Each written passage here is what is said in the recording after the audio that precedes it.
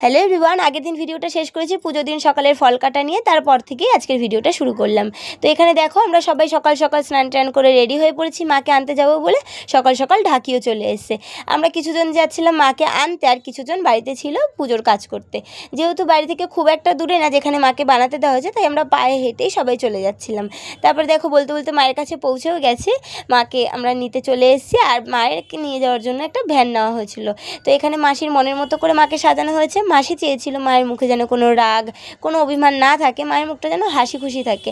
আর যে বানিয়েছে সে ঠিক সেইভাবেই বানিয়ে দিয়েছে, হাসি খুশি মুখ। আর মায়ের মুখটা দেখে তো এমনিই মনটা জুড়িয়ে যায়, মনটা ভালো হয়ে যায়।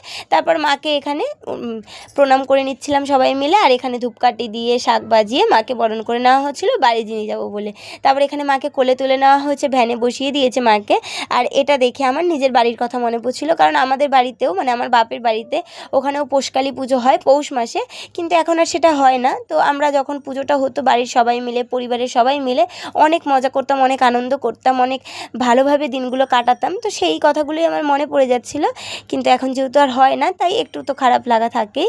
তারপরে দেখো এখানে বলতে বলতে আমরা বাড়িতেও পৌঁছে গেছি। আর এখানে পান পাতা দিয়ে মাকে যেভাবে বরণ করতে হয় সব মাসি শাশুড়িরা মিলে এখানে বরণ করে নিয়েছিল। আর আমি যেহেতু বাড়ির বউ এখন, তো আমিও এখানে মাসিদের সাথে ধরেছিলাম যাতে ওরা বরণ করে, মানে এওএসটি মিলে যেটা করতে হয়।